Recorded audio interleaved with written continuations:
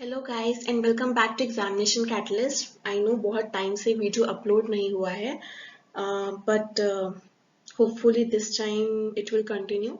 So let's start with growth and development. तो इसमें हम आपको सारा थ्योरी से बताएंगे, बट इसमें आपको साइमल्टेनियसली क्वेश्चंस भी बताए जाएंगे, तो आप प्लीज इसको ध्यान से सुनिएगा। तो अब हम जब भी हम ग्रोथ और डेवलपमेंट की बात करते हैं तो we usually mix the terms, but इसमें मैं आपको क्लियरली स्पेसिफाई करती हूँ कि इसमें से कभी कभी क्वेश्चंस निकल के आ जाते हैं। आपको भी नहीं पता होगा कैसे घूम फिर के वो क्वेश्चंस निकल के आएंगे, बट जब तक आपको पता रहेगा तो तब तक आप उन क्वेश्चंस को टैकल कर सकते हो। तो जो हमारे डेवलपमेंट होता है, मेनली जो ग्रोथ और डेवलपमेंट में जो डिफरेंस होता है वो होता है कि डेवलपमेंट आपका थ्रू आउट योर लाइफ चलता रहेगा। आप कितने भी यंग हो या आप कितने भी ओल्ड हो, कितने भी एक्सपीरियंस्ड हो, आपका कंटिन्यूस डेवलपमेंट चलता रहेगा, either physical, either cognitive, either emotional development, जिसे हम एक काइंड ऑफ मेच्योरिटी भी बोलते हैं कि आपको एक्सपीरियंस से ही आपको सीखते हो, तो वो सीखना इज योर डेवलपमेंट।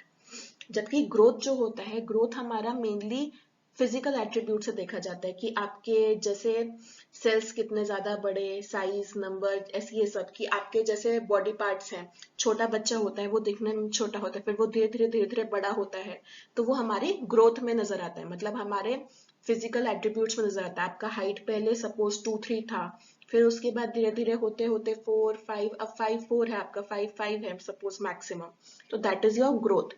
जबकि डेवलपमेंट आपका कंटिन्यूसली चलता रहेगा। दोनों के ग्रोथ और डेवलपमेंट के कुछ कुछ क्रिटिकल एरियाज रहते हैं, वो आपको मतलब वो सेक्शन टू सेक्शन डिफर करता है।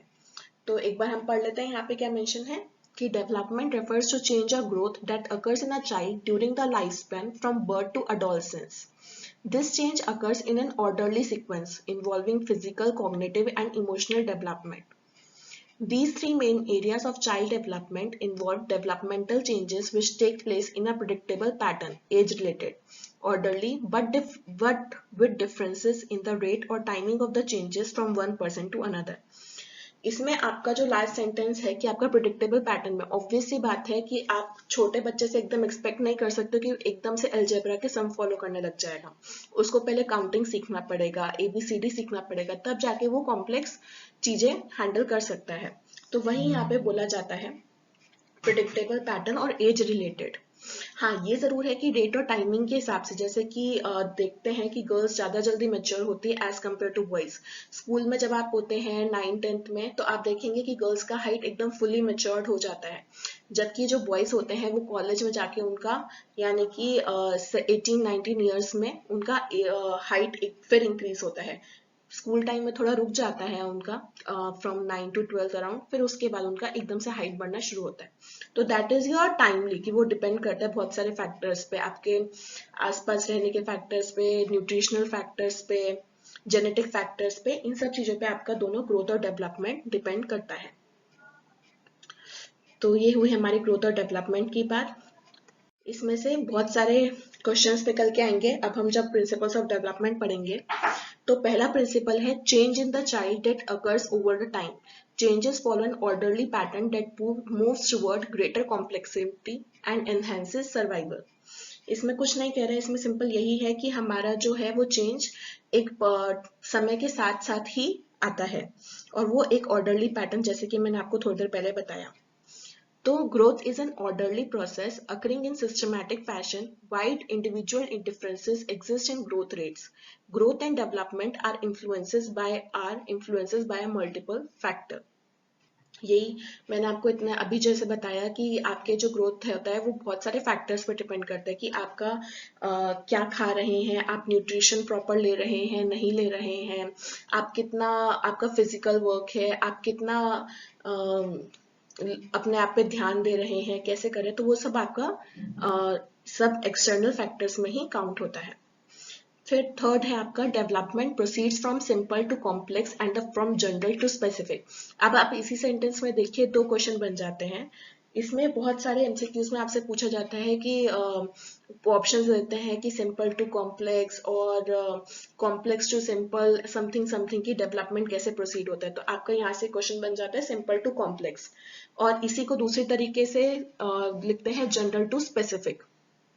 तो ये भी आपको अच्छे से याद होना चाहिए, आपको समझ में आना चाहिए कि जो हमारा डेवलपमेंट है वो हमेशा सिंपल से कॉम्प्लेक्स और जनरल टू स्पेसिफिक जाता है।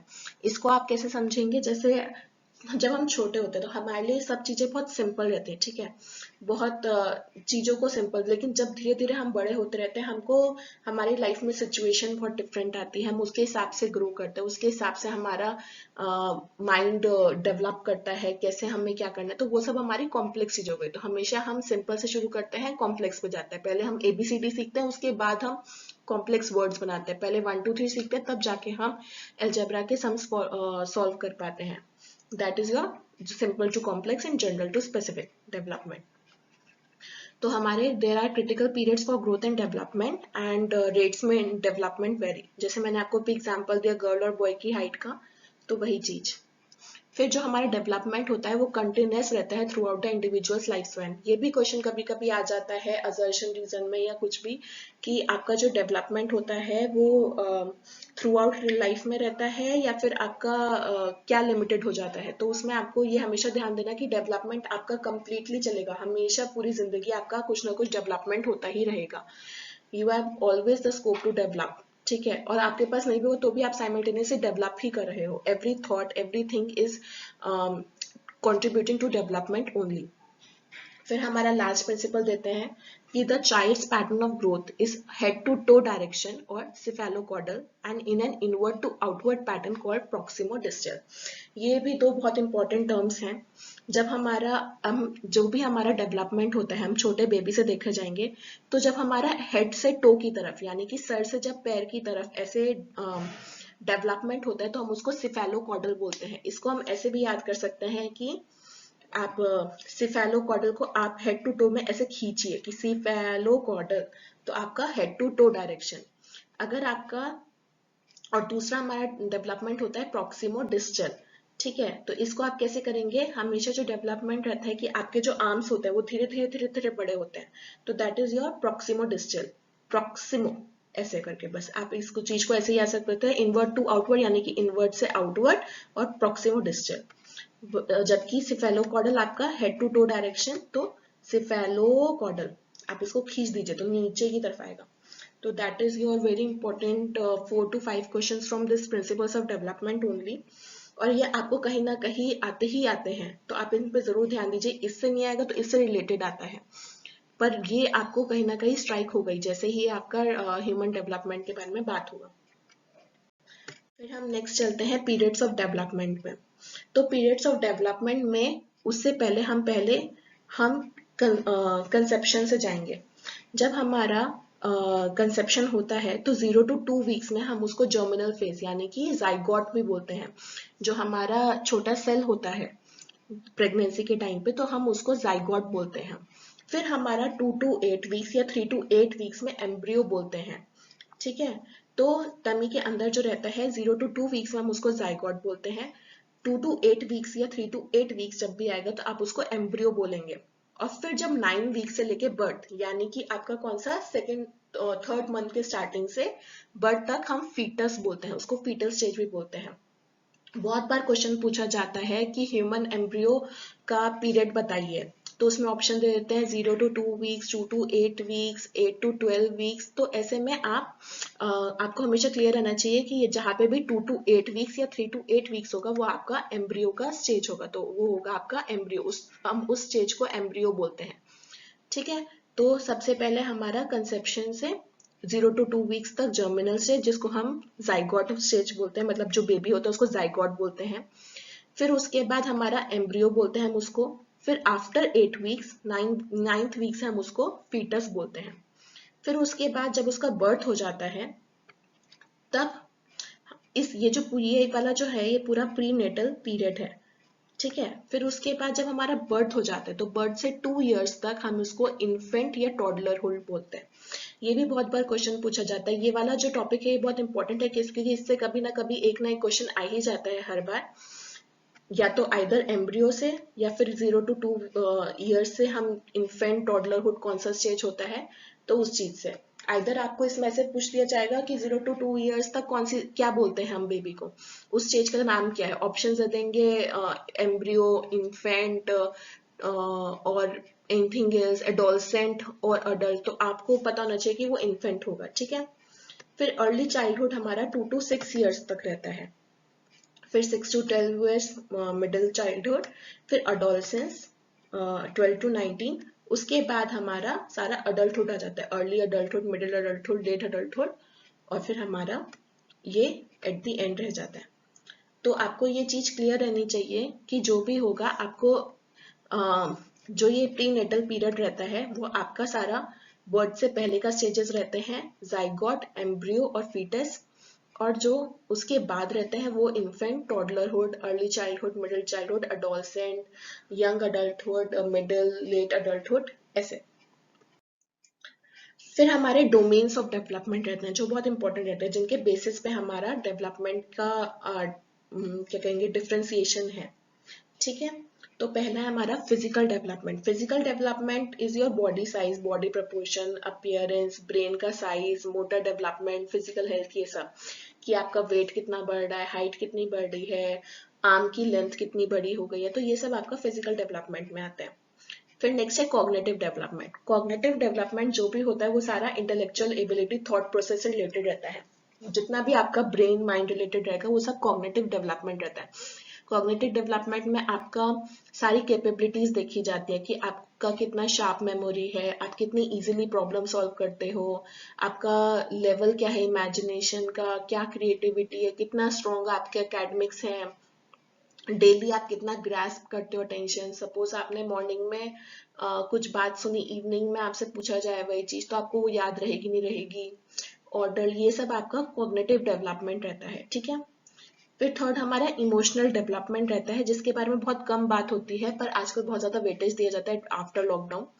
So emotional development is basically कि आपको कितना आपको अपने इमोशंस का, कि आपके अंदर जो हो रहा है आपको उसको कितना समझ है, कितना आप दूसरों को समझते हैं, एम्पैथी, सिंपैथी, ये सब आपका इमोशनल डेवलपमेंट में रहता है। कि आपकी कम्युनिकेशन स्किल्स है, कि आपका इंटरपर्सनल स्किल्स, कि आप कितना लोगों का मतलब केयर कर रहे हैं, कैसे कर रहे हैं, मतलब ये सब आपका इमोशनल डेवलपमेंट, मतलब कि अंडरस्टैंडिंग ऑफ इमोशन, कि आपको समझ में आ रहा है कि दूसरे का क्या सिचुएशन है, आप उस हिसाब से उसको हैंडल कर रहे हैं, आप खुद का इमोशंस को समझ पा रहे हैं, वो सब आपका इमोशनल डेवलपमेंट में आता है। सब आपका रीजनिंग, अंडरस्टैंडिंग, ये सब चीजें, ये बहुत ही इम्पोर्टेंट डोमेन है। इससे रिलेटेड बहुत सारे थ्योरीज हैं, बहुत इस पे काम हुआ है, क्योंकि जब तक आप इंसान अपने आप को नहीं जानेगा, इंसान को ही नहीं जानेगा, द नेचर को ही नहीं जानेगा, तो वो आगे कैसे हैंडल करेगा सिचुएशंस।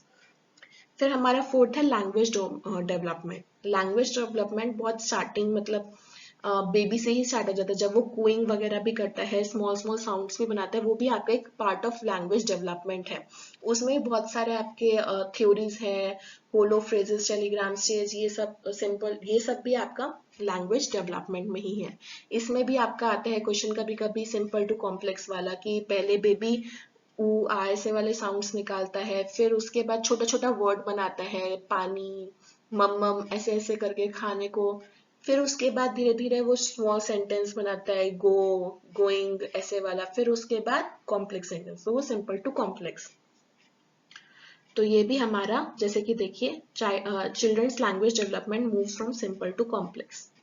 तो ये बहुत ही इंपॉर्टेंट डोमेन्स ऑफ डेवलपमेंट है, जिसको आपको सिर्फ समझने से ही, बहुत ही इजी है, सिर्फ समझने से ही आप सारे क्वेश्चन सॉल्व कर सकते हैं। तो अगर आपको ये कोई भी प्रॉब्लम है तो आप पूछ सकते हैं इधर ही, आइदर कमेंट सेक्शन पे, टेलीग्राम चैनल पे, या फिर आप मेल भी कर सकते हैं। और अगर आपको कुछ भी लगा हेल्पफुल तो आप प्लीज बताइएगा जरूर। Thank you so much.